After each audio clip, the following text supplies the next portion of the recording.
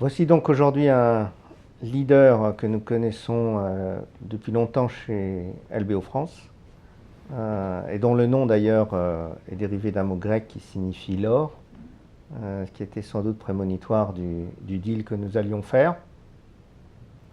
Il s'agit donc de Chryso, qui est piloté par un manager dont la réputation ne cesse de croître. Il s'agit de Thierry Bernard. Merci Thierry d'être avec nous.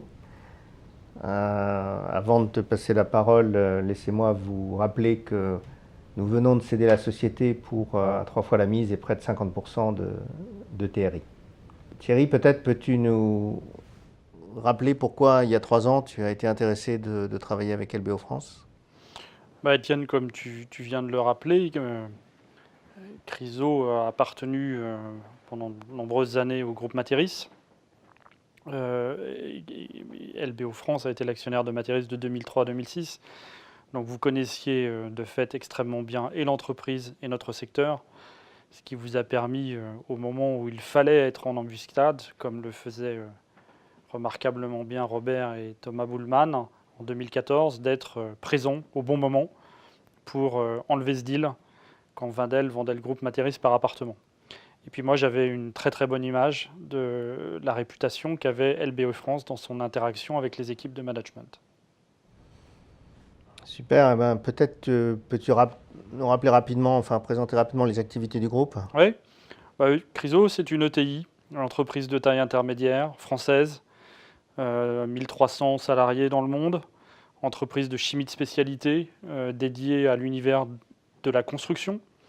Nous fabriquons et nous commercialisons dans 20 pays, en étant actifs commercialement dans plus de 100 pays, des additifs pour le ciment et pour le béton, qui servent à améliorer les qualités techniques et les qualités d'usage des matériaux de construction. Alors nos produits ne sont pas connus du grand public, ce sont des produits qui sont dans des formulations, mais ils sont utilisés dans des ouvrages d'art et des projets absolument iconiques. Je vais en citer quelques-uns.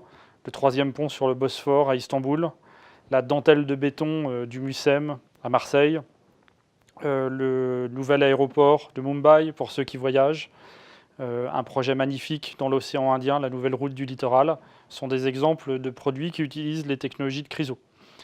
Une des particularités de l'entreprise, c'est d'être et d'avoir un ancrage très fort dans l'innovation.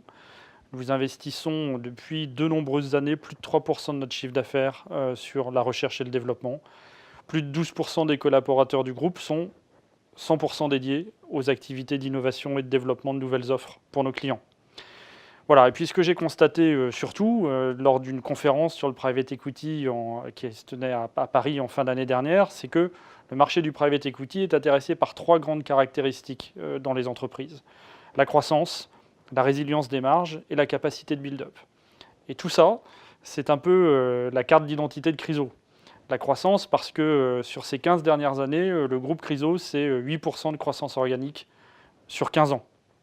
8% par an, bien sûr, sur 15 ans. La résilience des marges, quand on se souvient du choc qui a traversé le monde en 2009-2010, notre entreprise a su garder des marges EBITDA, supérieures à 14% pendant toute cette période très traumatisante. Et puis le build-up, pour autant qu'on en a les moyens, et c'est ce qu'on a vu sous l'ère LBO France, notre entreprise a conclu 5 acquisitions en tout juste 2 années et demie.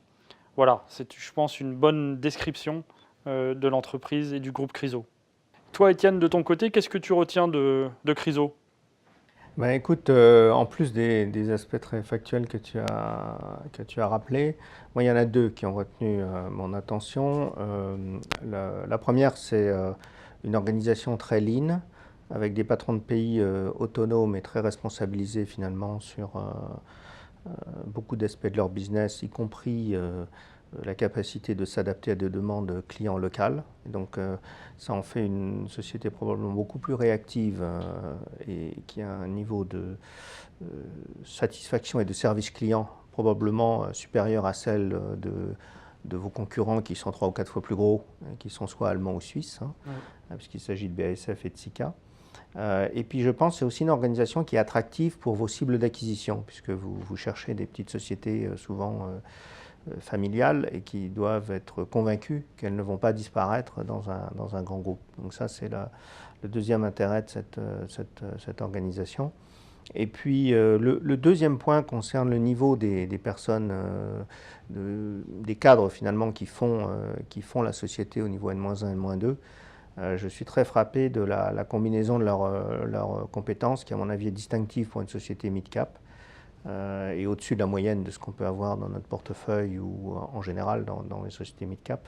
Et ça vient du fait qu'elles ont à mon avis une combinaison d'expériences qui bénéficie d'une formation dans un grand groupe, le plus souvent Lafarge, avec toute la rigueur des process qui va avec. Ensuite, une bonne expérience sous LBO avec Materis, où la préoccupation des coûts et du cash est beaucoup plus importante souvent que dans un grand groupe. Et enfin, le côté entrepreneurial avec le management package LBO qui, pour beaucoup d'entre eux, était une première et leur a donné l'occasion, et on s'en réjouit, de faire une belle opération. Peut-être de ton côté, Thierry, tu peux décrire ce que l'operating team a représenté pour toi dans ton expérience sur les 3 ans? Oui, alors pour moi c'était quelque chose d'assez nouveau. Robert m'en a parlé très peu de temps après le closing de la transaction, donc dans les tout premiers jours de novembre 2014. J'avais pourtant une longue expérience de LBO avec Materis et c'était quelque chose qui était nouveau, l'operating team.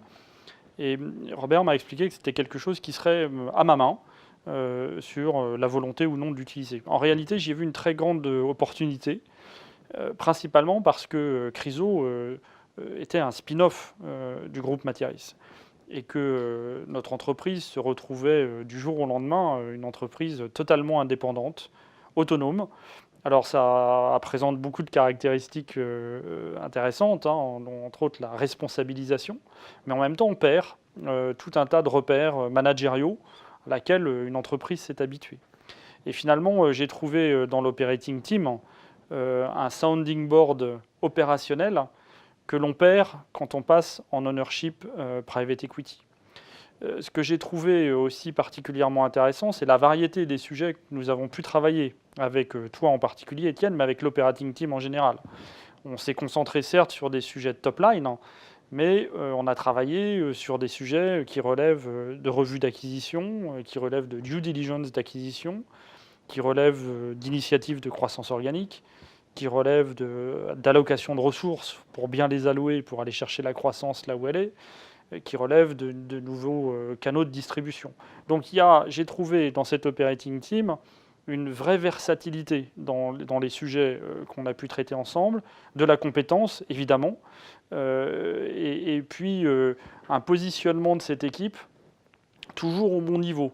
Hein, parce que pour moi, envoyer toi, Étienne, ou envoyer d'autres personnes de l'équipe qui sont des représentants de l'actionnaire auprès de mes équipes un peu partout dans le monde, il faut que je sois conscient que ça va bien se passer et que ça va bien marcher.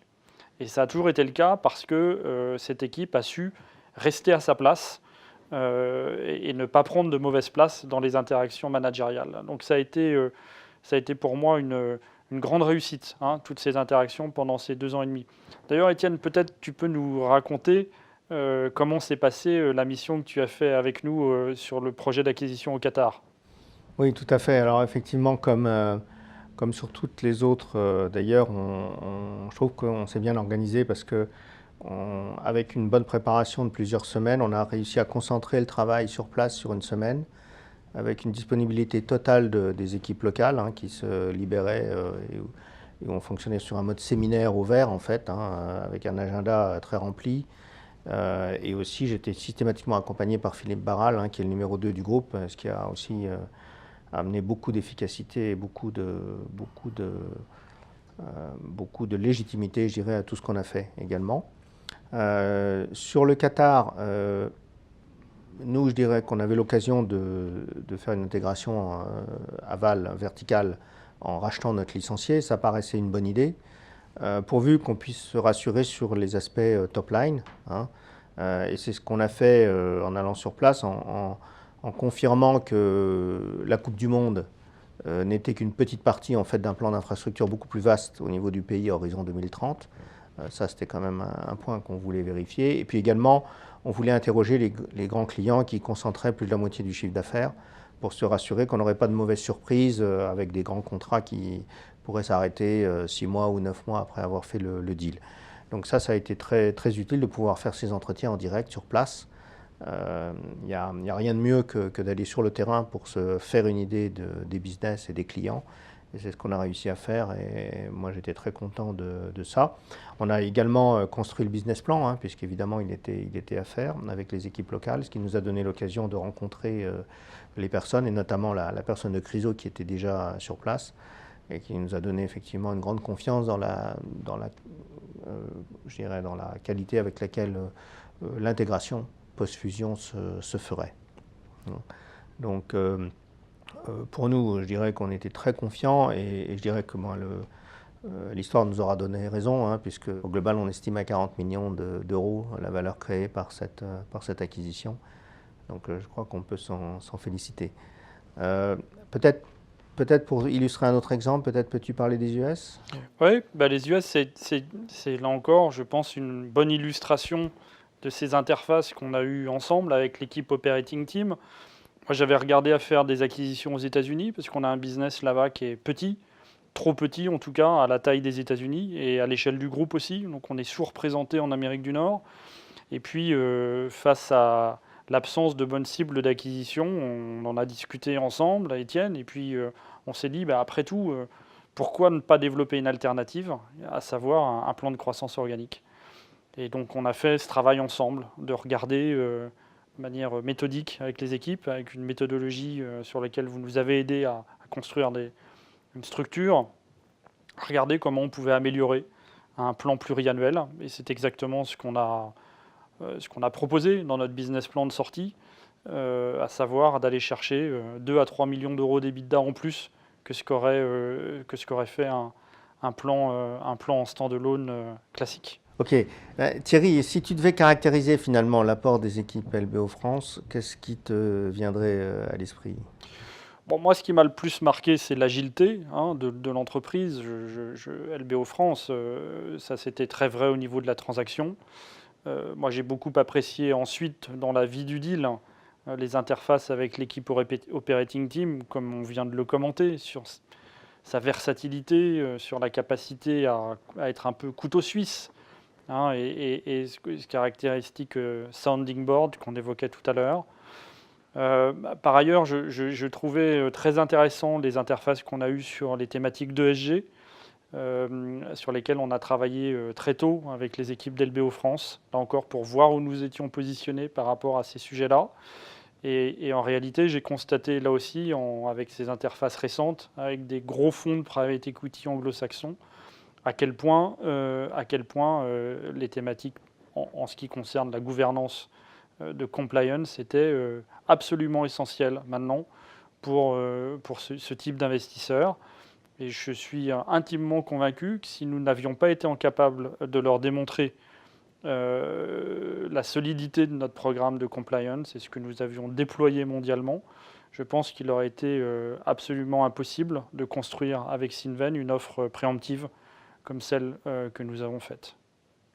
Et de ton côté, Étienne, pourquoi penses-tu que Chryso a pu être vendu dans d'aussi bonnes conditions? Écoute, tu disais que Chryso était croissant, résilient et une plateforme de consolidation. Je crois que c'était vrai en 2014, quand on a fait le deal, et c'est toujours vrai en 2017. Et je pense qu'en plus de ça, évidemment, la société a franchi une étape de sa transformation, puisque les sources d'EBITDA se sont considérablement diversifiées au niveau géographique, sous notre mandat. Et globalement, vous avez franchi la barre des 50 millions d'EBITDA qui positionne la société, je dirais, à un niveau différent. Et qui fait qu'elle est devenue dans le radar de grands fonds. Et je pense que ça a contribué très certainement aux multiples. Mais je pense que Cinven a fait une très bonne opération en fait, puisque je pense que vous avez un très beau parcours encore devant vous.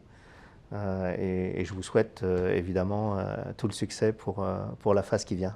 Merci beaucoup, Étienne. Écoute, moi je veux profiter de cette occasion qui m'est donnée pour remercier LBO France, parce qu'on a vécu 3 très belles années ensemble, qui ont permis, comme on l'a dit, de changer la taille de l'entreprise, Et je pense aussi qu'ils ont permis à Chryso de vivre un premier LBO en spin-off qui n'a absolument pas été traumatisant. Moi, je retiens aussi de cette période qu'au tout démarrage, on était au-dessous des attentes du business plan. Et que LBO France et notre board a su ne pas nous mettre inutilement sous pression. Parce qu'à la fin, on sait tous la trajectoire qu'on a faite, mais je sais que ce climat de confiance qui a été instauré dès le début a été, je pense, fondamental pour libérer les énergies et au contraire installer le climat qu'il fallait pour que l'entreprise se développe. Merci encore à nouveau aux équipes LBO France qui nous ont permis de franchir cette magnifique étape de développement et de garder notre indépendance.